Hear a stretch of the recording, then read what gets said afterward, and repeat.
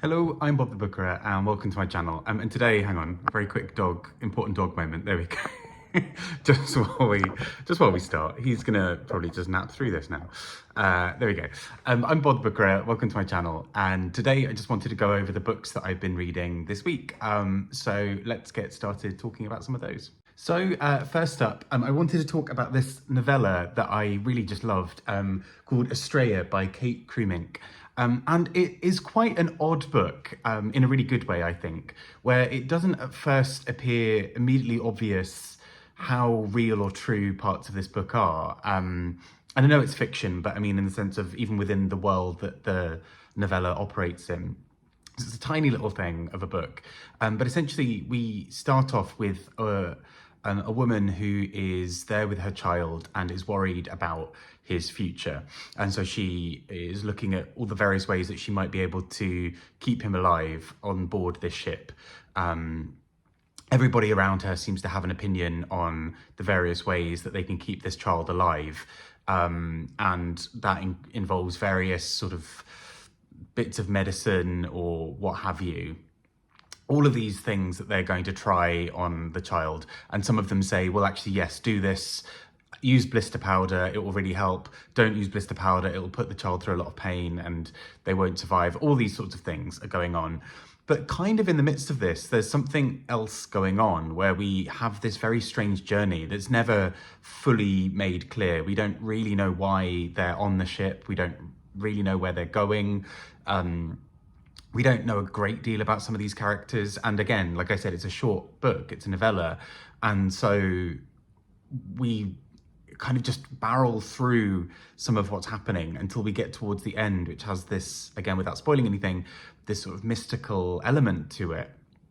And I found it so utterly compelling as a book. It's a book that was basically the Weatherglass Press, who published this, went out to authors of novellas to submit their work and created a prize for it, judged by Ali Smith. And Ali Smith chose this as the winner, but there were so many other books that they loved within that list that actually they're going to publish 3 from it, Aestrea being the first. And so it's just this very odd book, and Ali Smith, I think, sums it up really well when she talks about it on the back of this book has this very mystical quality. It feels almost like a ghost ship. It's also not particularly real. The timing of when this is happening is quite difficult to place at times. It's a really fascinating little book, but really took me by surprise. These beautiful turns of phrase, these beautiful ways of looking at things, and particularly this sort of heartbreaking story that's going on for the sort of central woman in this book. And it all blossoms into something else later in the book, which sort of gives Aestrea more of a context for what it might be about in terms of the book. But still, I think is an exceptionally handled book and just a really strange but wonderful piece of writing. Next up, another book that I just loved. And this is a book that a couple of people had recommended to me, and that is The Coast Road by Alan Murrin. And I already have a soft spot for Irish writers writing about family dramas or kind of sort of small town politics. And that comes out in a big way in this book. Essentially, there are lots of characters who are in quite complicated webs of relationships. We have a woman whose partner is the local politician. It's a sort of bigger name. We have somebody else who is with somebody who is not particularly great to them, to put it mildly. We've got all of these complicated webs of people interacting with each other, some of whom are sleeping with each other. There are various people cheating or having affairs. There's a priest who's sort of caught up in all of this as well. There are various things that are always going on between the characters. And so the complicated web of, the complicated web of who is doing what with whom is just a minefield at times, but I think in the best way for this book, because we start this book with an opening passage that tells us that some violence is about to happen or some big incident is about to happen. We learn from the first page that there is a building on fire and that the person being asked by the police thinks that it was done on purpose. The police say to her, well, how would you know that? Particularly because you're 2 miles away, how would you be able to not only know that that fire is happening at this point and see it in enough detail to know where it's happening, but also to know that it was set on purpose? And that is where the book starts, and it all unravels from there. It's a really beautifully tight family drama, and I just loved the turns of phrase of this, the way that these characters are messy and complicated. We quite often see how somebody's desire to be heard or to feel loved or to feel seen can mean that they act out in ways that are perhaps not the best longer term in the book, but also that comes from a very real and very human place. And so I think overall, I just found this book really compelling. Really compelling and just so beautifully done.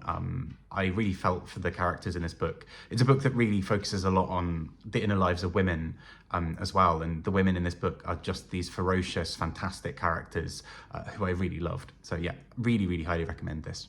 Next up, we have Half Swimmer by Katja Oskamp, translated by Joan Heinrich.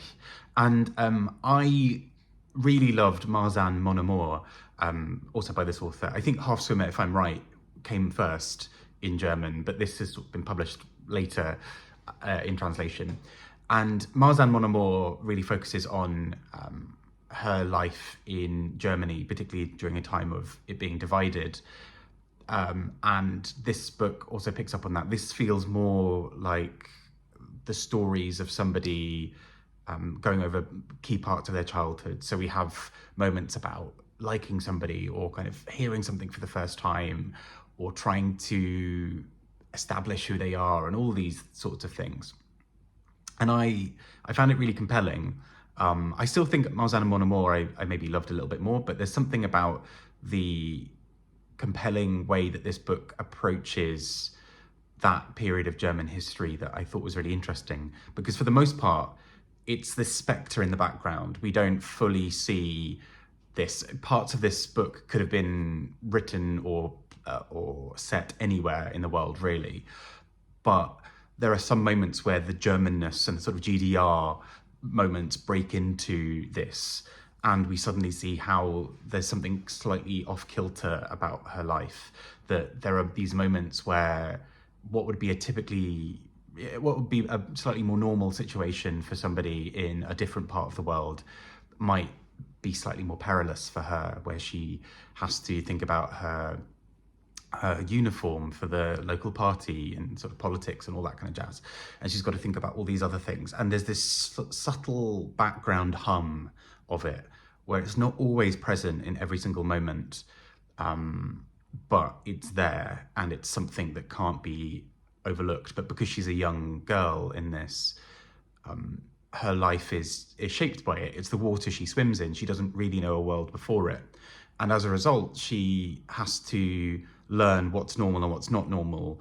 And that's also, I think, why this book is often quite successful, because it means that we are hearing we're not hearing a before and after of somebody saying, and now suddenly this thing's been taken away from me. We see someone who grows up with it, who has had to acclimatize to it and just see that as their normal, and slowly, bit by bit, comes to work out what else is happening in the world.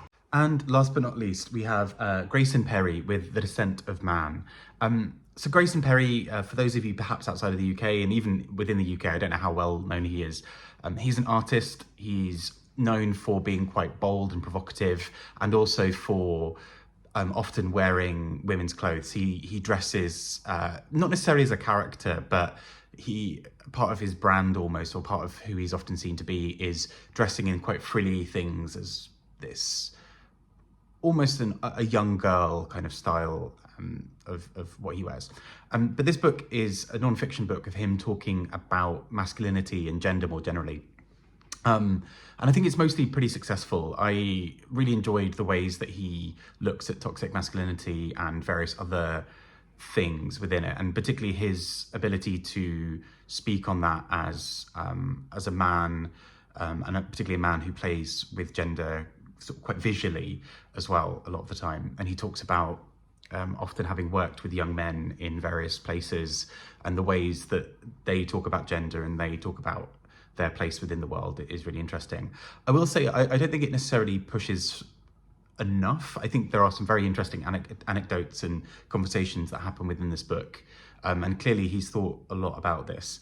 I just think it's quite interesting if this is maybe more of a starting primer of getting thinking about some of these things before going on to sort of other theorists or other writers who might talk a bit about it. But still, nonetheless, I thought this was a very interesting conversation starter around gender, particularly the way that he talks about how male aggression and male sort of anything that we would maybe see as toxic are both portrayed and allowed in various sort of settings in the UK and elsewhere.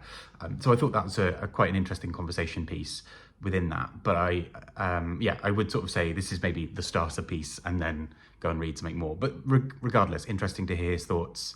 And it was a lot less wishy-washy than I thought it might be. He does go on to have some quite bold discussions about violence that I thought were really effective as well. So those are the books I've been reading this week. I hope you are doing really well and having a good week yourself.